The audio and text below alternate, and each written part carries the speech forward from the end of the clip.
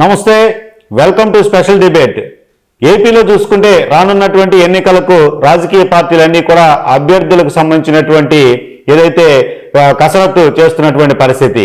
దీనికి సంబంధించి చూస్తే ముఖ్యంగా వైసీపీకి సంబంధించి కొంత గందరగోళ పరిస్థితి నెలకొంది. మనం చూసినట్లయితే అభ్యర్థులకు సంబంధించి గతంలో స్థానికులకు అవకాశం ఇవ్వాలి, ఎవరైతే సిట్టింగులకు అవకాశం ఇవ్వాలనేటటువంటిది ప్రధానంగా ఉన్నటువంటిది ఆనవాయితీ.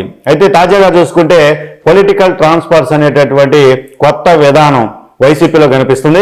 దీనికి సంబంధించి అసలు ఈ రాజకీయాలకు సంబంధించి షఫ్లింగ్స్ కావచ్చు, సిట్టింగ్లు అండ్ ట్రాన్స్ఫర్స్ కావచ్చు, అంతర్ జిల్లాలకు సంబంధించి కావచ్చు, ఈ యొక్క కేటాయింపులు, నియోజకవర్గాల ఇన్ఛార్జీల కేటాయింపులకు సంబంధించినటువంటి అంశం ఇప్పుడు గందరగోళంగా ఉంది. దీనిపైన మనతో ఉన్నారు సీనియర్ జర్నలిస్ట్, రాజకీయ విశ్లేషకులు నగేష్ గారు ఉన్నారు ప్రస్తుతం. అసలు ఈ పొలిటికల్ ట్రాన్స్ఫర్స్ అనేటటువంటిది ఏ విధమైనటువంటి ప్రభావం చూపించబోతుంది సమాజం పైన, రాజకీయ వ్యవస్థ పైన అనేటటువంటిది మనం తెలుసుకుందాం. సార్ నమస్తే. నమస్తే సార్, ప్రస్తుతం ఏదైతే మనం చూస్తున్నటువంటిది వైసీపీ అంటే అన్ని పార్టీలకు సంబంధించి అదే ఫాలో అవుతున్నట్టు ఉన్నప్పటికీ ఎక్కువగా ఇచ్చినటువంటి 2 లిస్టుల్లో కూడా, తయారవబోయే లిస్టులో కూడా షఫ్లింగ్స్ ఎక్కువగా ఉన్నాయి. పొలిటికల్ ట్రాన్స్ఫర్స్ ఇది కొత్త విధానం అనేటటువంటి ఒక చర్చ జరుగుతుంది. దీనిపైన ఏం చెప్పుకోవచ్చు సార్ మనం? ఇదేమన్నా యూపీఎస్సీ ఉద్యోగం ఏంటండి? ఇప్పుడు యూపీఎస్సీలోకైనా పోలీసు ఉద్యోగం, ఒక క్లరికల్ ఉద్యోగం, ఒక 2-3 ఏళ్ళు కష్టపడి ఒక ఉద్యోగం సంపాదించుకుని ప్రభుత్వంలో ఉద్యోగం చేయడానికి ఒక ఉద్యోగం సంపాదించుకుంటాడు. ఆ ఉద్యోగస్తుడు ఇక్కడ కాకపోతే వేరే చోటుకి ట్రాన్స్ఫర్ చేస్తారు. ఎందుకంటే అది ఉద్యోగం, అతను కష్టపడి సంపాదించుకున్నది. కానీ రాజకీయాల్లో ఇది నిజం చెప్పాలంటే ఇది ఒక అపచారం. ఓకే.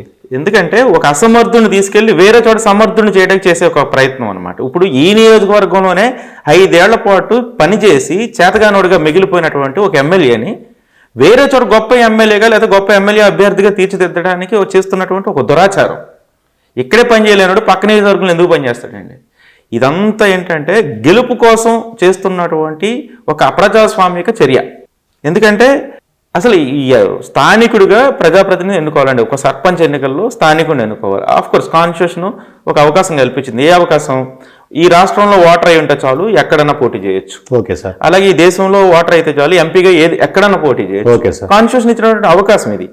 అది ఎప్పుడు? అసలు అభ్యర్థులు లేనప్పుడు, క్యాండిడేట్స్ లేనప్పుడు. అది చాలా సంవత్సరాల క్రితం. ఇప్పుడు ఏమైంది? ప్రతి నియోజకవర్గంలోనూ గొప్ప నాయకులు ఉన్నారు, గొప్ప సంఘ సంస్కర్తలు ఉన్నారు, గొప్ప సేవా దృక్పథం కలిగినటువంటి రాజకీయ నాయకులు ఉన్నారు. ఏ నియోజకవర్గంలోనూ ఏ పార్టీలోనూ నాయకులకు లోటు లేదు. Okay sir. కానీ అక్కడ సెకండ్ గ్రేడ్ నాయకులు నోరు నొక్కడం కోసం, లేదంటే ఎదుగుతున్న నాయకులు గొంతు నొక్కడం కోసం ఒక ఎమ్మెల్యేగా ఆ నియోజకవర్గానికి సేవ చేయాలని అవకాశం ఉండి నియోజకవర్గానికి స్థాయి తగ్గ నాయకుడు అయిన వాడిని నోరు నొక్కడం కోసం ఒక సీనియర్ నాయకుడిని తీసుకుని వాళ్ళని నెత్తిమే పెడుతున్నారు. Okay sir. ఇప్పుడు వైసీపీలో దాదాపు అందరినీ షఫ్లింగ్ చేస్తున్నారు. దీనికి రాజకీయ బదిలీలైన ఒక కొత్త పేరు వచ్చేసింది. ఓకే. Political transfers. అసలు పొలిటికల్ ట్రాన్స్ఫర్స్ ఎందుకు? ఇక్కడ చేతగానోని తీసుకెళ్లి వీఆర్లో పెట్టాలా? పోలీస్ డిపార్ట్మెంట్లో చేస్తూ ఉంటారు. ఎట్లాగా ఇక్కడ పని చేయకపోతే, సరిగా పని చేయకపోతే, అతని మీద ఆరోపణలు కంప్లైంట్లు వస్తే వీఆర్లో పెడతారు. వీఆర్లో పెట్టి అతను ఓకే సెట్ అయ్యాడు అన్న తర్వాత మళ్ళీ ఎక్కడో చోట అవకాశం ఇస్తారు. అట్లాగే ఇక్కడ పనిచేయని ఎమ్మెల్యేని వీఆర్లో పెట్టండి ఒక 5 ఏళ్ళు. ఇది మారిన తర్వాత చూద్దాం. Okay sir. కానీ ఇక్కడి నుంచి తీసుకెళ్లి వేరే చోట ఇస్తున్నారంటే అక్కడ ప్రజల్ని అమాయకులు చేయడానికా? అంటే ఒక అసమర్థుడిని తీసుకెళ్లి వేరే చోట పెడుతున్నారు అంటే అక్కడ ప్రజలు అమాయకులు, లేదంటే చేతగానోళ్ళు, అక్కడ ఉన్న నాయకులు చేతగానోళ్ళు అని చెప్పడానికా? ఈ విషయాన్ని ఆ లోకల్ పార్టీ వాళ్ళు తెలుసుకోవాలా. వైసీపీ నుంచి వేరే పార్టీ నాయకుడు ఇక్కడికి వస్తున్నాడు అంటే అక్కడున్నటువంటి వైసీపీ నాయకులు ఆలోచించుకోవాలి. టీడీపీలో వేరే నియోజకవర్గానికి చెందినవాడు ఇక్కడికి వస్తున్నాడు అంటే మనల్ని అందరినీ కూడా మన అధినాయకుడు చేతగానోళ్ళు చేశాడనే విషయాన్ని అర్థం చేసుకోవాలి. సార్, ఇప్పుడు ప్రస్తుతం మనం చూసినట్టయితే కనుక గతంలో చూసుకుంటే ఆ నియోజకవర్గంలో స్థానికుడికి అవకాశం ఇచ్చేటటువంటి ఆనవాయితీ ఎక్కువగా ఉండేది. ప్రజలతో సత్సంబంధాలు ఉన్నటువంటి వ్యక్తుల్ని ఐడెంటిఫై చేసి అతను రాజకీయాలు నాకు ఇష్టం లేదు అన్నప్పటికీ కూడా ఒత్తిడి చేసి మరి ఆయన రాజకీయాల్లోకి ఆహ్వానించే పరిస్థితులు స్పష్టంగా చూసినటువంటిది. ఈ తరహా అనేటటువంటిది గతంలో లేనటువంటి పరిస్థితులు తెరపైకి తీసుకొచ్చిన నేపథ్యంలో ఎట్లా మనం దీన్ని ఎలా భావించవచ్చు అంటారు? ఇది ఏమైపోయిందంటే ఇది మా సామ్రాజ్యం, ఈ పోస్టులు మేమే చేయాలి, మేము తప్ప ఎవడూ చేయకూడదు, మిగిలిన అందరూ చేతగానోళ్ళు, మేమే ఇది పరిపాలించాలి అన్నట్లుగా ఒక నియంతృత్వ ప్రజాస్వామిక వాదంలోకి వెళ్ళిపోయారండి వీళ్ళందరూ. అంటే ఒకటోసారి ఎమ్మెల్యే అయితే ఇంకా జీవితకాలపు ఎమ్మెల్యేలా ఫీల్ అవుతున్నారు. ఓకే. ఒకడు ముఖ్యమంత్రి అయితే ఇంకా జీవితకాల ముఖ్యమంత్రిలా ఫీల్ అవుతున్నారు. ఆ కుర్చీ వాళ్ళది అన్నట్లుగా ఫీల్ అవుతున్నారు. సార్, ఇది ప్రజాస్వామ్యంలో కరెక్ట్ కాదు. ఆలోచన విధానం కరెక్ట్ కాదు. ఫస్ట్ ఆలోచన మారాలి, తర్వాత సిద్ధాంతం మారుతుంది, తర్వాత వ్యవస్థ మారుతుంది. సో ఇప్పుడున్న పరిస్థితిలో 83లో ఎన్టీఆర్ వచ్చిన తర్వాత చాలామంది డాక్టర్స్, సంఘ సంస్కర్తలు, అట్టడుగు వర్గాల నుంచి చాలా మంది ఎమ్మెల్యేలుగా వచ్చారు. స్థానికులకి ఇచ్చారు. అంటే ఇప్పుడు ఎన్టీ రామారావు అప్పట్లో చేసిన ఒక మంచి పని ఏంటంటే, ఒక నియోజకవర్గంలో ఆయన యాత్ర చేసేటప్పుడు, రథయాత్ర చేసినప్పుడు ఆ నియోజకవర్గంలో మంచి పేరుండి సేవ చేయగలిగినటువంటి నాయకుడు ఎవరు? అతను పేదవాడైనా సరే తీసుకొచ్చి ఎమ్మెల్యేని చేశారు. అలాంటి ఎమ్మెల్యేలు చాలా మంది ఉన్నారు. తిరుమల సత్యలింగ నాయకుడు, బుచ్చి చౌదరి, వీళ్ళంతా చాలా మంది ఉన్నారు. వీళ్ళంతా అసలు మామూలు సాధారణమైన వ్యక్తులు ఎమ్మెల్యేలుగా మారారు. ఆ రోజు వాళ్ళు చాలా సర్వీస్ చేశారు. డాక్టర్లు కూడా చాలా మంది వచ్చారు. సో ఇప్పుడు ఇలాంటి దృక్పథం కావాలి. నియోజకవర్గంలో స్థానికుడిని ఎంచుకోవడం వల్ల లాభం ఏంటంటే, అతను ఒకవేళ చేతగాక పని చేయలేకపోతే ఇతను చేయలేదని విమర్శించడానికి ప్రజలు ఎదురుగా ఉంటారు. అవును సార్. వీడు పోయి పక్క నియోజకవర్గంలో పడుకుంటాడు. పక్క నియోజకవర్గంకి ఎమ్మెల్యేగా సీట్ ఇస్తే వాడు 5 ఏళ్ళ తర్వాత ఫెయిల్ అయిపోతే అని తిట్టడానికి కూడా కనిపించడు కనీసం సార్. అంటే ప్రజల సొమ్మంతా దుర్వినియోగం చేసేసి పోయాడు అనుకోండి, కనీసం తిట్టుకోవడానికి కూడా మనిషి కనపడ్డు. కాబట్టి స్థానికుడికి ప్రాధాన్యత ఇవ్వడం చాలా ఇంపార్టెంట్ సార్. మనం చూస్తే ఏదైతే ప్రస్తుతం ఈ షఫ్లింగ్స్, ఈ ట్రాన్స్ఫర్స్కి సంబంధించి ఈ జిల్లా వాళ్ళని వేరే జిల్లా వాళ్ళకి ఇవ్వటం అనేటటువంటిది, ఇక్కడ గెలవరు అనేటటువంటిది ఒక దృక్పథం ఏర్పడే ఈ నిర్ణయం తీసుకుని ఉండొచ్చు అంటారా? ఎట్లా అనిపిస్తుంది? ఖచ్చితంగా నేను మొదటి చెప్పింది అదే. ఇక్కడ గెలవడు, ఇక్కడ ఓడిపోతాడని రిపోర్ట్ వచ్చింది. అది టీడీపీ కావచ్చు, వైసీపీ కావచ్చు. ఓకే, ఈ నాయకుడు ఇక్కడ గెలవడని నిర్ణయం తీసుకున్న తర్వాతే షఫ్లింగ్ చేశారు. మరి ఇక్కడ చేతగా నోడిపోయి అక్కడ ఏం సర్వీస్ చేస్తాడు చెప్పండి? అంటే అక్కడ ప్రజలను మభ్య పెట్టడానికి, మాయ చేయడానికి, అంటే మీకు కొత్త నాయకుడు వచ్చు, గొప్ప నాయకుడు వచ్చాడని చెప్పడానికి. అక్కడ ఫెయిల్యూర్ నాయకుడు ఇక్కడ ఏం చేస్తాడు చెప్పండి? సార్, అసలు చట్టసభలకు సంబంధించి కూడా ఒక సమస్య, నియోజకవర్గంలో సమస్యలను ప్రస్తావించాలన్నా ఆ నియోజకవర్గంలో స్థానికుడు అయి ఉంటే దీర్ఘకాలికమైనటువంటి సమస్యలు ఏమున్నాయి, పరిష్కారం సగమైనవి ఏమున్నాయి, పూర్తిగా పరిష్కారమైనవి ఏమున్నాయి అనేటటువంటిది అక్కడ ఉన్నటువంటి వాటిని ఆయన బేరీజ్ వేసుకొని చట్టసభలో ప్రభుత్వం దృష్టికి తీసుకెళ్లే పరిస్థితి ఉంటుంది. ఇప్పుడు వీళ్ళని హఠాత్తుగా తీసుకెళ్లిపోయి 2 జిల్లాల అవతలో లేకపోతే పక్క జిల్లాలోనూ లేకపోతే ఏదో నియోజకవర్గంలోనూ పెట్టేస్తే అక్కడ స్థానికులతో మమేకం అవడానికి కొంత సమయం పడుతుంది. ఇంకా సమస్యలు నేను గుర్తించాలి, చట్టసభల్లో ఏమి వాళ్ళ యొక్క వాదన వినిపించాలి. వేణు గారు, మీ ఆవేదన అర్థమవుతుంది. వేణు అనే మంచి జర్నలిస్టు ప్రజా సమస్యలని ప్రజాప్రతినిధులు అసెంబ్లీలో ప్రస్తావించాలని కోరుకుంటున్నాడు. కాబట్టి ఈ ప్రశ్న మీ దగ్గర నుంచి వచ్చింది. కానీ అంత మంచి గుణం మన ఎమ్మెల్యేలకి, మన ప్రజాప్రతినిధులకి లేదు. ఇలా ఎంత దౌర్భాగ్య పరిస్థితుల్లో ఉన్నారంటే ఈ ఎమ్మెల్యేలు అందరూ చాలా మంది, అంటే నేను 100% అనట్లేదు, 90% అంటున్నా, చవట దద్దమ్మలు, చేతగాని దద్దమ్మలు ఎమ్మెల్యేలు. ఎందుకు తిడతాను, చాలా ఆవేదన. నేను బాధతో కనీసం ప్రజా సమస్యలు ఏ రోజైనా అసెంబ్లీలో డిస్కస్ చేయడానికి వెళ్తున్నారు వీళ్ళు. ఆఖరికి వీళ్ళు ఎంత దౌర్భాగ్యమైన పరిస్థితుల్లో ఉన్నారంటే ఆంధ్రప్రదేశ్ చెందినటువంటి నాయకులు ఆఖరికి పార్లమెంట్లో కూడా వైసీపీని టీడీపీలు తిడతారు, టీడీపీని వైసీపీలు తిడతారు. పార్లమెంట్కి పోయి తిట్టుకోవాలి మనం ఆ పార్టీని. ఇప్పుడు వైసీపీని తిట్టుకోవడానికి టీడీపీలకు అసెంబ్లీ ఉంది, ఇక్కడ మీడియా ఉంది, ప్రజా వేదికలు ఉన్నాయి, బహిరంగ సభలు ఉన్నాయి, ఆ పార్టీ పెట్టుకున్న మీటింగులు ఉన్నాయి. ఇన్ని వేదికలు ఉండగా పోయి రాజధానిలో నడిబొడ్డున, దేశ నడిబొడ్డున ఢిల్లీలో పార్లమెంట్ భవన్లో మన టైంను వేస్ట్ చేస్తూ అక్కడ వైసీపీని తిడతారు టీడీపీ వాళ్ళు. వైసీపీ వాళ్ళు టీడీపీని తిడతారు. లోకల్ పార్టీ ఇష్యూని తీసుకెళ్ళి అక్కడేందుకు మన తెలుగువాడు పరువు అక్కడ పోగొట్టడానిక? అంత చేతగాని వాళ్ళు మన నాయకులు. అసెంబ్లీలో కూడా అదే చేస్తున్నారు. అసెంబ్లీలో కూడా ఎంత సమరసింహారెడ్డి సినిమానా అసెంబ్లీ ప్రజా సమస్యల్ని ఈ మధ్య కాలంలో మాట్లాడినటువంటి నాయకుడు ఏడు చెప్పండి? అప్పుడు ఎప్పుడో 1 సారి 2-3 సార్లు విన్నాను. ఒక ఎమ్మెల్యే గత ప్రభుత్వంలో టీడీపీ హయాంలో ఒక ప్రతిపక్షంలో ఉన్నటువంటి వైసీపీ ఎమ్మెల్యే, పేరు కూడా చెప్తాను మీకు తర్వాత, అతను అసెంబ్లీలో మన విద్యా వ్యవస్థ ఎంతో దారుణంగా ఉంది, మన పాఠశాల వ్యవస్థ చాలా దౌర్భాగ్యంగా ఉంది, రాష్ట్ర ప్రభుత్వం కావాల్సినంత బడ్జెట్ పెట్టట్లేదు అని చాలా బాధపడ్డాడు. అంటే ఆ బాధ ఎందులో చూసినట్టు 30% దేశంలో బడ్జెట్కి, అంటే ఎడ్యుకేషన్ కేటాయించాలి. కొఠారి కమిషన్ అదే చెప్పింది. సెంట్రల్ గవర్నమెంట్ ఒక 2-3% కేటాయిస్తుంది, స్టేట్ గవర్నమెంట్ 10-11% కేటాయిస్తుంది. అంటే మొత్తం అంతా కలిపి సగం కూడా లేదు. సరే, అది పక్కకు పెట్టి ఆ ఆవేదన వ్యక్తం చేశాడు. అప్పుడు నాకు ఆ ఎమ్మెల్యేకి నెంబర్ తీసుకుని నేను వెంటనే ఫోన్ చేసి, అన్న మీరు చాలా బాగా మాట్లాడారు, చాలా సంవత్సరాల తర్వాత నేను అసెంబ్లీలో ఒక ప్రజా సమస్య విన్నాను, మీ నోడతారా, చాలా సంతోషం వేసింది, నా పేరు సోన్సో, నేను సీనియర్ జర్నలిస్ట్ పరిచయం చేశాను. ఆయన కూడా చాలా హ్యాపీగా ఫీల్ అయ్యి రియాక్ట్ అయ్యాడు. అదే ఎమ్మెల్యే తర్వాత మళ్ళీ అధికార పక్షంలోకి వచ్చాడు 19 తర్వాత, మంత్రి కూడా అయ్యాడు. మంత్రి అయ్యి కాలకేయుళ్ళ గరుస్తున్నాడు అసెంబ్లీలో, అరాచకంగా గరుస్తున్నాడు. మీకు అర్థమవుతుంది ఈ పార్టీకి ఎవరైనా చాలా దారుణంగా గరుస్తున్నాడు. రా తొడలు పట్టుకో, ఏంది ఇది అంటే? నాయకులు ఏమైపోయారంటే అధినాయకుడు మన్ననలు పొందడం కోసం, అధినాయకుడు యొక్క భక్తుడిని నిరూపించుకోవడం కోసం అసెంబ్లీని ఎంత అరాచకమైనటువంటి ప్రాంతంగా మార్చారంటే వీళ్ళు ఏదో ఒక యుద్ధ భూమిలాగా, ఒక బూతులు తిట్టుకోవడానికి కుళాయి దగ్గర ఆడవాళ్ళు తిట్టుకుంటారు కదా, వాళ్ళే బాగా తిట్టుకుంటారు కొంచెం. ఈ అసెంబ్లీలో వీళ్ళు తిట్టుకునే విధానం కానీ మాట్లాడుకునే విధానం కానీ ప్రజా సమస్యలు అసలు డిస్కషనే లేదు. అధికార పక్షానికి బలం ఉంది కాబట్టి వాళ్ళు రైట్ అనుకుంటా పోతుంటారు. వాళ్ళ ప్రశ్నలకి వీళ్ళు ఆన్సర్ చేయరు. వేటికి ఆన్సర్ చేస్తారు? ఈ ప్రజా సమస్యలు కాకుండా వేరే పార్టీ పరమైన అంశాలు మాట్లాడతారు కదా, వాటికి ఆన్సర్ చేస్తారు వీళ్ళు. వీళ్ళు కూడా ఏదైనా పార్టీ పరమైన అంశాలని గత ప్రభుత్వం ఇలా చేసింది అన్నప్పుడు వాళ్ళు రియాక్ట్ అవుతుంటారు తప్ప నిజమైనటువంటి ఎజెండాతో అసెంబ్లీలో ఎవరు ముందుకెళ్ళట్లేదు. కాబట్టి మీరు ఎంత ఆవేదన వ్యక్తం చేసినా ప్రజా సమస్యలను పరిష్కరించడానికనేది అసెంబ్లీలో ఎవరు మాట్లాడట్లేదు. అంత దరిద్రులు నిష్ఠాగరిష్ఠుల్లో తయారయ్యారు. అయితే ఇక్కడ లోకల్ గా ఉన్న క్యాండిడేట్కి ఇవ్వడం వల్ల కనీసం తిట్టుకోవడానికి ప్రజలు తిట్టుకోవడానికి ఎదుర్కొంటూ ఉంటారు, నిలదీయడానికి. కాబట్టి స్థానికంగా ప్రతి నియోజకవర్గంలోనూ చాలా మంచి మంచి నాయకులు ఉన్నారు. ఆ నాయకులకు సీట్ ఇస్తే నిజమైనటువంటి ప్రజాస్వామ్యం నిలబడుతుంది. అంటే మీరు నేను ఆవేదన పడడం, మీరు నేను బాధపడడం తప్ప ఇప్పుడు పార్టీలన్నీ కూడా డబ్బున్న వాళ్ళని క్రైటీరియాగా తీసుకుని, వాళ్ళ భక్తుని క్రైటీరియాగా తీసుకుని, వాళ్ళు వర్క్స్లో పర్సంటేజ్లు ఇచ్చేవాళ్ళని, వాళ్ళ పర్సనల్ ఫైనాన్షియల్ వ్యవస్థని నిలబెట్టే వాళ్ళని, వాళ్ళ పార్టీకి బాగా డబ్బులు ఖర్చు పెట్టే వాళ్ళని, ప్రజల్లో డబ్బులు విచ్చలవిడిగా విసిరేవాడిని చూసుకుని సీట్ ఇస్తున్నారు. ఒకవేళ ఎవడైనా సమర్థుడు వెళ్ళి అయ్యా నేను ఈ నియోజకవర్గంలో గొప్ప నాయకుడిని, నేను ఆల్రెడీ జడ్పీటీసీ చేశాను, ఎంపీటీసీ చేశాను, లాస్ట్ టైం కూడా నాకు ఎమ్మెల్యే సీట్ ఇవ్వాలి కానీ అనివార్య కారణాలు మీరు చెప్పినప్పుడు ఇవ్వలేదు, కానీ ఈసారి అన్న ఇవ్వండి అని అడిగాడు అనుకోండి, పిలుస్తున్నారు, కూర్చోబెడుతున్నారు, నువ్వు ఎంత ఖర్చు పెడతావు అని అడుగుతున్నారు. అయ్యా నేను 10 కోట్లు ఖర్చు పెడతానంటే అవతల 20 కోట్లు ఖర్చు పెడుతున్నాడు, నువ్వు 10 కోట్లు ఖర్చు పెడితే నీకు సీట్ ఇస్తామని చెప్తున్నారు. ఇప్పుడు కూడా ఎంత దారుణంగా ఉందంటే ఆ పార్టీల్లో టేబుల్ అమౌంట్ పెడితే కానీ సీట్ ఇవ్వట్లేదు సార్. ఎవడైతే ఎక్కువ డబ్బులు ఇస్తాడో వాడికి ఎమ్మెల్యే సీటు. వాడి సమర్థత, నీతి, నిజాయితీ, పార్టీకి చేసిన సేవలు, ప్రజలకు చేసే సేవ ఏమి లేవు. ఇవన్నీ వాళ్ళ దృష్టిలో త్యజించిన విషయాలు. అంటే ఈ పార్టీలు, ప్రధాన పార్టీలు ఎప్పుడో సిగ్గు వదిలేసాయి, ఎప్పుడో ప్రజాస్వామ్యాన్ని మంటగెలిపేసాయి. వీళ్ళు ఏంటంటే గెలుపు గుర్రాల పేరుతో డబ్బున్న వాడికి సీట్లు ఇచ్చి పక్క నియోజకవర్గంలో ఉన్న నాయకులను అసమర్థులుగా చిత్రీకరించే ఒక అవ్యవస్థలోకి తీసుకెళ్తున్నారు. ఈ విషయం ప్రజలు తెలుసుకోవాలి. ఎవడైతే నాన్ లోకలర్ వచ్చాడో వాడిని ఓడించి తీరాలి. ఓడించి తీరితే స్థానికులకి వాల్యూ పెరుగుతుంది.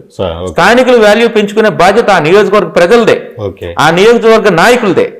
ఒక్కొక్కసారి చాలాసార్లు ఇది జరుగుతుంటది. గతంలో కూడా స్థానికేతరుని తీసుకొచ్చి ఇక్కడ నిలబెడితే స్థానికులు తిరుగుబాటు చేసి ఇండైరెక్ట్ గా వర్క్ చేసి ఆ స్థానికేతరుని ఓడించిన సందర్భాలు చాలా ఉన్నాయి ఆంధ్రప్రదేశ్లో. అలాంటివి ప్రతి నియోజకవర్గంలో జరగాలి. స్థానికేతరుని తీసుకొస్తే ఓడించి తీరాలి. అంటే స్థానికేతరుడు మీన్స్ ఇక్కడేంటంటే ఇప్పుడు కొన్ని నియోజకవర్గాలు ఉంటాయి. ఇప్పుడు ఎస్సీ కాన్స్టిట్యున్సీస్లో చాలా బయట తీసుకెళ్ళి అక్కడ వేస్తూ ఉంటారు. అవును సార్. అంటే ఇప్పుడు బీసీ, ఎస్సీ, ఎస్టీ అడ్జస్ట్మెంట్లో భాగంగా ఇవ్వడం వేరు, డబ్బు ప్రాతిపదికన ఇవ్వడం తెలిసిపోద్ది మనకి. ఇప్పుడు ఒక సమర్థుడైన నాయకుడు, ఒక బీసీ నాయకుడు ఉంటాడు. ఒక బీసీ నియోజకవర్గం అనుకుంటారు, ఎక్కడో పలానా నియోజకవర్గం బీసీ ప్రాధాన్యత ఉంది అక్కడ ఇవ్వాలనుకుంటారు. అక్కడ పలానా నాయకుడు విజయవాడలో ఉన్నాడు, లేదా ఎక్కడో గుంటూరుకి ఇవ్వాలి. అలాంటప్పుడు షఫ్లింగ్ అవసరం. అతని వాయిస్ ఆ సామాజిక వర్గం తరపున అవసరం కాబట్టి పక్కన ఉన్న అతన్ని తీసుకోవచ్చు. అలా కాకుండా అసలు డబ్బు ప్రాతిపదికగా అసమర్థుని తీసుకురావడం అనేది, ఒకసారి ఓడిపోయిన వాడిని, ఓడిపోతాడు అనుకున్న వాడిని, ఆడు ఎస్సీ అయినా, బీసీ అయినా, ఎస్టీ అయినా, ఓసీ అయినా మళ్ళీ ఎందుకు సీట్ ఇవ్వాలి? వేరే చోట ఎందుకు ఇవ్వాలి? ఇప్పుడు ఒక చోట, ఇప్పుడు ఇక్కడ ఫర్ ఎగ్జాంపుల్ ఒక నియోజకవర్గంలో ఒక బీసీ క్యాండిడేట్ సీట్ ఇవ్వాలని అన్ని పార్టీలు అనుకుంటున్నారు. ఇప్పుడు ఈ రాష్ట్రంలో బీసీలో ఎవరు స్ట్రాంగ్ ఉన్నారో అతను తీసుకొచ్చి ఇవ్వచ్చు. అంటే ఆ వాయిస్ గట్టిగా వినిపిస్తాడని. ఒక ఎస్టీ కాన్స్టిట్యున్సీ ఉంది, ఆ ఎస్టీ కాన్స్టిట్యున్సీలో ఒక ఎక్కడో వేరే నియోజకవర్గం నుంచి ఎస్టీని తీసుకురావచ్చు. ఇప్పుడు ఒక గొప్ప నాయకుడు ఉంటాడు, సమర్థుడైన ఓసీ నాయకుడే ఉంటాడు, పనిచేసి ప్రజా సమస్యలపై అవగాహన ఉన్న వ్యక్తి, ఓసీ నాయకుడు ఉంటాడు. ఆ నాయకుడిని తీసుకెళ్లి ఇవ్వచ్చు, ఎక్కడైనా ఇవ్వచ్చు. కానీ అది కొత్త వాళ్ళకి, గొప్ప వాళ్ళకి మాత్రం ఇవ్వాలి. ఒక చోట నియోజకవర్గంలో ఆల్రెడీ ఆ ఎమ్మెల్యేగా పనిచేసిన వాడు ఫెయిల్ అయిన వాడిని ఎందుకు ఇవ్వాలి? ఈ ఒక్క అడ్జస్ట్మెంట్ పెట్టుకుని వెళ్ళొచ్చు పక్క నియోజకవర్గాలకి స్థానికేతరుడు అనేది. కానీ ఒక అసమర్థుని తీసుకొచ్చి మరి మన నెత్తి మీద వేయడం అనేది, అది ప్రభుత్వంలోకి చేతగానోని పంపడమే. ప్రభుత్వంలోకి చేతగానోని పంపుతున్నాం అంటే ఖచ్చితంగా ప్రజాస్వామ్యం పక్కన పడిపోయినట్టే. ఇప్పుడు ఈ నియోజకవర్గంలో 10 కోట్లు ఖర్చు పెట్టి వచ్చినవాడు, లేకపోతే 50 కోట్లు ఖర్చు పెట్టి వచ్చినవాడు పక్క నుంచి ఈ నియోజకవర్గం బాగు కోసం ఏం చేస్తాడు? అవును సార్. కాబట్టి ఇవన్నీ మనం త్యజించాలి. కొన్ని నియోజకవర్గాల్లో ఇద్దరిద్దరు ఎమ్మెల్యేలు ఉంటారు, ఒకే కుటుంబానికి ఇద్దరికి ఇవ్వాలా సీటు? అవసరమా? వారసత్వ రాజకీయం అవసరమా? అదేదో ఆ చైర్ వాళ్ళదన్నట్టు ఫీల్ అవుతుంటారు. కాబట్టి ప్రజాస్వామ్యంలో కొన్ని విలువలు ప్రజలు తెలుసుకోవాలా, దీని మీద అవగాహన కల్పించాలి. అందుకే నేను ఇవన్నీ మాట్లాడేది. అంతే తప్ప ఇప్పుడు మనకు అవసరం ఏం లేదు, నాయకులు తిట్టాల్సిన అవసరం లేదు. జగన్మోహన్ రెడ్డి, చంద్రబాబు నాయుడు వీళ్ళందరూ, పవన్ కళ్యాణ్ నాకేం శత్రుత్వం లేదు, మిత్రత్వం లేదు. నేను ఏ పార్టీకి సంబంధించిన కాదు. ఒక జర్నలిస్ట్గా సమాజంలో ఉన్నటువంటి ప్రజలను అవగాహన పరచాలి, ప్రజలందరికీ తెలియాలి, నాయకులు కూడా తెలుసుకోవాలి మనం చేస్తుంది తప్పు అని. సిగ్గు లేకుండా డబ్బులు ఉన్నాయి కాబట్టి పందికొక్కుల పక్క నియోజకవర్గానికి పోయి అక్కడ తినేసేసి, ఇక్కడ తినేసి సరిపోక ఇక్కడ ఓడిపోయి మళ్ళీ అక్కడ పోయి అక్కడ తినేసి, ఇదేంటిది? ప్రజలను అవగాహన పరచడానికే నేను ఎవరినన్నా ఒక మాట జారినా తిట్టినా ప్రజా అవగాహన కోసం మాత్రమే నేను మాట్లాడతాను. కాబట్టి ఇవన్నీ తెలుసుకోవాలి ప్రజలు. ఓకే సార్, తెలుసుకుంటే కొన్నాళ్ళకన్నా అవగాహన వస్తుంది. సార్ మనం చూసినట్టయితే గతంలో ఏదైతే ప్లేనరీకి సంబంధించి అంటే వైసీపీకి సంబంధించి ఎక్కువ షఫ్లింగ్స్ అయినాయి, ఎక్కువగా పొలిటికల్ ట్రాన్స్ఫర్స్ అయినాయి అనేటటువంటిది ప్రస్తుతం చర్చ జరుగుతుంది. కాబట్టి ప్రధానంగా మనం వైసీపీకి సంబంధించి ఆలోచిస్తే కనుక రేపు టీడీపీకి సీట్లు ఇచ్చినప్పుడు కూడా ఇదే పరిస్థితి వస్తే దానికి సంబంధించి కూడా డిస్కషన్ చేయాల్సిన అవసరం ఉంది. అయితే గతంలో Jaganmohan Reddy life time party అధ్యక్షుడు జగన్మోహన్ రెడ్డి అనేటటువంటి ఒక తీర్మానం కూడా చేయించి ఎన్నికల కమిషన్కు పంపించిన పరిస్థితి అయితే కనిపించింది. దాన్ని ఎన్నికల కమిషన్ తర్వాత తిరస్కరించడం కూడా జరిగింది.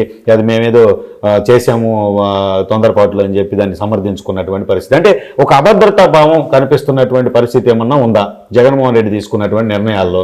లైఫ్ టైం నేనే అధ్యక్షుడు అనేది కానివ్వండి, లేదంటే సిఎల్పిలో రేపు సిట్టింగ్ ఎమ్మెల్యేలకు అక్కడే 2-3 సార్లు ఇస్తే కనుక అవకాశం, వాళ్ళు ఒక సీనియర్లుగా ఉండి పార్టీలో కీ రోల్ పోషించి ఏదైనా వాళ్ళ సీటుకి అడ్డొస్తారనేటటువంటి ఒక అభిప్రాయం ఏమైనా ఉందా? గతంలో ఎన్టీఆర్ చరిత్ర కావచ్చు, నాదెండ్ల భాస్కర్రావుకి సంబంధించి కావచ్చు, ఇందిరాగాంధీకి సంబంధించి కావచ్చు, ఈ యొక్క పరిణామాలను ఒకసారి చూస్తే మీ ఎక్స్పీరియన్స్లో. సార్, ఇది ప్రజాస్వామ్యంలో ఎవరికి తెలియని మ్యాజిక్ ఒకటి ఉంటుంది. ఆ మ్యాజిక్ ఏంటంటే ఏ ఒక్కడు నియంతృత్వ ధోరణిలో పోతున్నాడంటే వాడికి ఎక్కడో చోట చెక్ పడుతుంది తెలియకుండా. ఓకే సార్, ఇప్పుడు జగన్మోహన్ రెడ్డి పార్టీ పెట్టింది ఎవరి కోసం అండి? ఎవరి కోసం చెప్పండి? ప్రజల కోసం అయితే కాదు కదా. ప్రజల కోసం పెట్టాలంటే పార్టీ, అతను ఏ పార్టీలో పనిచేసినా ప్రజలకు సేవ చేయొచ్చు. కాంగ్రెస్ పార్టీలో కూడా సేవ చేయొచ్చు. ఓకే, ఆయనకు ఒక ముఖ్యమంత్రి కావాలనే గోల్ ఉంది. వాళ్ళ నాన్నగారు చేసిన చైరు వాళ్ళదే అనే ఫీలింగ్ లో ఉన్నాడు ఆయన. అందుకని పార్టీ పెట్టుకున్నాడు. కాంగ్రెస్ పార్టీని పెట్టుకుని కాంగ్రెస్ పార్టీని బయటకు వచ్చి వైఎస్ఆర్ కాంగ్రెస్ పార్టీ పెట్టుకున్నాడు. ఇప్పుడు ఆయన సొంత పార్టీ, అది వ్యక్తి ఎజెండాతో ఉన్న పార్టీ అది. అక్కడికి ఏదో ఎమ్మెల్యేలు కావాలని వెళ్ళారు, ఎమ్మెల్యేలు అయ్యారు, ప్రభుత్వం వచ్చింది, ప్రజాదరణ ఉంది. అంటే టీడీపీ మీద వ్యతిరేకత కావచ్చు, రాజశేఖర రెడ్డి మీద ప్రేమ కావచ్చు, జగన్మోహన్ రెడ్డి పాదయాత్ర కావచ్చు, ఇలాంటి చాలా అంశాలు 2019లో జగన్మోహన్ రెడ్డి ఎదురులేని ముఖ్యమంత్రిగా నిలబెట్టాయి. అయితే అది ఆయన ఇప్పుడు నేను ఒక్కడనే బతికున్నంతకాలం నేనే అధ్యక్షుడు అనడానికి ప్రజాస్వామ్యంలో కుదరదు సార్. ఇదేమన్నా చైనా కమ్యూనిస్ట్ పార్టీ, నియంతృత్వ పార్టీ. చైనాలో కుదిరింది. జింగ్పింగ్ తన జీవితకాలం అధ్యక్షుడిగా ఉండడానికి అక్కడ చట్ట సవరణ చేసుకోగలిగాడు. ఈ కమ్యూనిస్ట్ పార్టీల్లోనూ నియంతృత్వ పార్టీల్లోనూ కుదురుతుంది, కానీ ప్రజాస్వామ్యంలో కుదరదు అట్లాగా. ప్రజాస్వామ్యంలో నేనే ఈ పార్టీకి జీవితకాలపు అధ్యక్షుడు అంటే ఎన్టీఆర్ కుదిరిందా చెప్పండి? ఎన్టీఆర్ కన్నా ఈ రాష్ట్రంలో ఆంధ్రప్రదేశ్లో బలమైన నాయకుడు ఎవరైనా ఉన్నారా? అసలు 83లో కాంగ్రెస్ పార్టీని ఎదిరించి అసలు ఎన్టీఆర్ ప్రజల్లోకి వచ్చేసరికి అప్పటి వరకు ఎమ్మెల్యేకి ఎబ్రివేషన్ తెలియని ప్రజలందరూ కూడా రోడ్ల మీదకి వచ్చారు. ఎమ్మెల్యేని కంటి చూపుతో చూడని వాళ్ళందరూ కూడా రోడ్డు మీదకి వచ్చారు. ఓటు అంటే కేవలం వెళ్ళి వేసేది మాత్రమే, దానికి ఒక నాయకుడు ఉంటాడు, ఎమ్మెల్యే ఒక నియోజకవర్గానికి ఉంటాడని తెలియనోడు కూడా రోడ్ల మీదకి వచ్చారు. అంత చరిష్మ గల నాయకుడినే జస్ట్ పక్కకు వచ్చాడు. నాదెండ్ల భాస్కర్ వచ్చి జస్ట్ అలా 1 month అలా పక్కకు గెంటాడు. అలా పక్కకు గెంటిన తర్వాత ఏమైంది? మళ్ళీ వచ్చాము నేనున్నాను అన్నాడు ఎన్టీఆర్. వచ్చి మళ్ళీ పార్టీని ఆక్యుపై చేసుకున్నాడు. మళ్ళీ చంద్రబాబు నాయుడు ఏం చేశాడు? మళ్ళీ పక్కకు గెంటాడు. సో డెమోక్రసీలో ఏ ఒక్క వ్యక్తి ఈ పార్టీకి శాశ్వత అధ్యక్షుడిగా ఉండడానికి కానీ, ఒక రాష్ట్రానికి శాశ్వతంగా వెళ్ళడానికి కానీ సాధ్యం కాదండి. జగన్మోహన్ రెడ్డి చెయ్యొచ్చు. జగన్మోహన్ రెడ్డి ఉన్నంతకాలం ఆ పార్టీకి ఆయనే అధ్యక్షుడు. ఎందుకంటే ఆయన పేరు మీద తప్ప ఇంకెవరిని యాక్సెప్ట్ చేయరు. ఒకవేళ ఏదన్నా అనివార్య కారణాల వల్ల పార్టీ కానీ ఓడిపోతే సెకండ్ ప్లేస్ లేరు అక్కడ. జగన్మోహన్ రెడ్డి పార్టీలో సెకండ్ థర్డ్ లేరు. సెకండ్ థర్డ్ అంటే సజ్జల రామకృష్ణారెడ్డి గారు వీళ్ళందరూ సెకండ్ థర్డ్ అనుకోవచ్చు, కానీ వాళ్ళకి ప్రజల యాక్సెప్టెన్సీ ఉండదు. జగన్మోహన్ రెడ్డి గారి యాక్సెప్టెన్సీ ఉంటుంది తప్ప సజ్జల రామకృష్ణారెడ్డి గారికి, ఇలాంటి నాయకులకి అంటే సజ్జల రామకృష్ణారెడ్డి గారు, సాయి రెడ్డి గారు, విజయసాయి రెడ్డి గారు, ఇంకా కొంతమంది పెద్దారెడ్డి గారు వీళ్ళందరూ ఉన్నారు. వీళ్ళందరికీ జగన్మోహన్ రెడ్డి సెకండ్ లీడర్గా జగన్మోహన్ రెడ్డి యాక్సెప్ట్ చేయొచ్చు, కానీ సెకండ్ లీడర్గా మిగిలిన ఎవరు యాక్సెప్ట్ చేయరు వాళ్ళని. ఒక ముఖ్యమంత్రి కావాలంటే ప్రజల మద్దతు, ఎక్కువ మెజారిటీ ప్రజల మద్దతు కావాలా, మెజారిటీ ఎమ్మెల్యేల మద్దతు కావాలా. అంతేగాని మా నాన్న ముఖ్యమంత్రి చేశాడు కాబట్టి నేను ముఖ్యమంత్రి అవ్వాలనేది కుదరదు. జగన్మోహన్ రెడ్డి లాంటి వాడికే కుదరలే. అంత డబ్బు ఉండి అంత బలం ఉన్నా సరే, ఆర్థిక బలం ఉన్నా సరే, ప్రజాబలం కోసం 9 ఏళ్ళు వెయిట్ చేయాల్సి వచ్చింది. అవును సార్. ప్రజల్లో తిరగాల్సి వచ్చింది. రేపు పొద్దున చంద్రబాబు నాయుడు గారి తర్వాత నేను లోకేష్ని మా నాన్న కుర్చీ అంటే కుదరదు, లోకేష్ గారికి కూడా కుదరదు. Okay sir. ఎందుకంటే ఆయన కూడా ప్రజల అభిమానాన్ని చూరగొనాలి. ఓకే. కుదరదు. లేదంటే డెమోక్రసీలో వారసత్వ రాజకీయాలు ఉంటాయి, కానీ దాన్ని నిలబెట్టుకోవాలంటే వారసుడు కూడా బలంగా ఉండాలి. అంతే. వారసుడు బలంగా లేకపోతే ప్రజలు పట్టం కట్టాడు. ఏం రాహుల్ గాంధీకి పట్టం కట్టారా ప్రజలు? లేదు కదా. లేదు కదండి. కాంగ్రెస్ ఓడించారు కదా. అవును. కాబట్టి ప్రజా అభిమానం పొందాలి ఖచ్చితంగా, వారసత్వ రాజకీయమైనా సరే. ఇప్పుడు జగన్మోహన్ రెడ్డి తర్వాత వైసీపీ ఖచ్చితంగా ఉండదు. ఓకే. అది ఎన్ని సంవత్సరాలు అనేది నేను చెప్పలేను.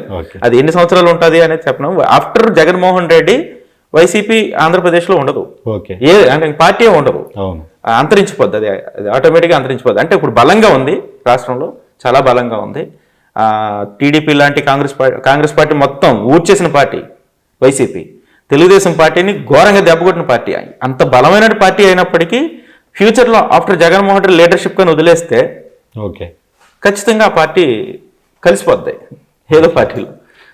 Okay, thank you sir. ఇది ఏదైతే రాష్ట్రంలో ఎన్నికలకు సంబంధించి అభ్యర్థుల యొక్క నియామకాలకు సంబంధించి, ఇన్ఛార్జీల నియామకాలకు సంబంధించి, నియోజకవర్గాలకు సంబంధించి, ఎమ్మెల్యే అభ్యర్థులకు సంబంధించినటువంటి కసరత్తు పెద్ద ఎత్తున జరుగుతున్న నేపథ్యంలో ముఖ్యంగా వైసీపీ యొక్క అభ్యర్థుల ఎంపికలకు సంబంధించి స్పీడ్గా ఉంది. ముందస్తుగా కూడా ఈ యొక్క అభ్యర్థులను అనౌన్స్ చేస్తున్నటువంటి పరిస్థితి ఉంది ఇన్ఛార్జీల రూపంలో. అయితే దీనికి సంబంధించి షఫ్లింగ్స్ అనేటటువంటిది ప్రస్తుతం మనం నగేష్ గారి యొక్క రాజకీయ విశ్లేషణకు సంబంధించి చూస్తే ఇప్పటి వరకు ఎన్నడూ కూడా విననటువంటి ఒక కొత్త ఏదైతే ఈ యొక్క పొలిటికల్ రాజకీయ బదిలీలు అనేటటువంటి ఒక పదాన్ని కూడా ప్రజలకు అవగాహన నిమిత్తం దీన్ని చర్చలోకి తీసుకొచ్చినటువంటి పరిస్థితి అయితే ఉంది. ఈ పొలిటికల్ ట్రాన్స్ఫర్స్ అనేటటువంటివి గతంలో ఎన్నడూ కూడా ఇంత భారీ ఎత్తున జరిగినటువంటి పరిస్థితి లేదు. అవసరం మేరకు ఎవరైతే కుల సంఘాలకు సంబంధించి, ప్రజా సంఘాలకు సంబంధించి ఎవరైతే పోరాట పటిమ కలిగినటువంటి వాళ్ళు కావచ్చు, అలాగే చట్టసభల్లో వాయిస్ వినిపిస్తారనేటటువంటి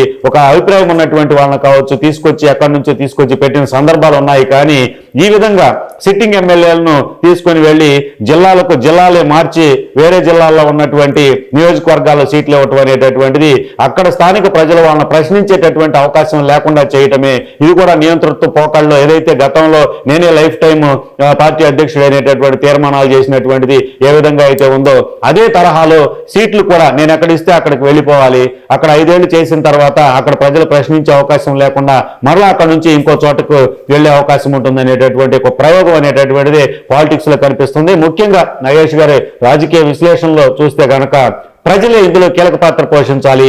స్థానికేతరులు ఎవరైతే ఉంటారో గతంలో పనిచేసే నియోజకవర్గాల్లో అలసత్వం, నిర్లక్ష్యం ప్రదర్శించిన వాళ్ళు ఎవరైతే ఉంటారో, చట్టసభల్లో ఆయా నియోజకవర్గాలకు సంబంధించి ప్రజా సమస్యలను ప్రస్తావించిన వారు ఎవరైతే ఉంటారో వాళ్ళందరినీ ఓడించాల్సినటువంటి అవసరం ఉంది. అదే తగిన బుద్ధి చెప్పినట్టు అవుతుంది. భవిష్యత్తులో ఎలాంటి వాటికి చెక్ పెట్టిన పరిస్థితి అవుతుంది అనేటటువంటి అభిప్రాయం అయితే వ్యక్తమవుతున్నటువంటిది. ఇక ఓటర్లు చేతిలోనే ఉన్నటువంటి ఆయుధం ఓటు హక్కు, దాన్ని వినియోగించి ఎక్కడ పొలిటికల్కి సంబంధించి నియంత్రిత పోకళ్లకు దారి లేకుండా వీలు లేకుండా చేయాల్సినటువంటి అవసరం ఎంతైనా ఉంది. ఇది ఈరోజు టాపిక్. మరో టాపిక్తో మళ్ళీ కలుద్దాం. నమస్తే.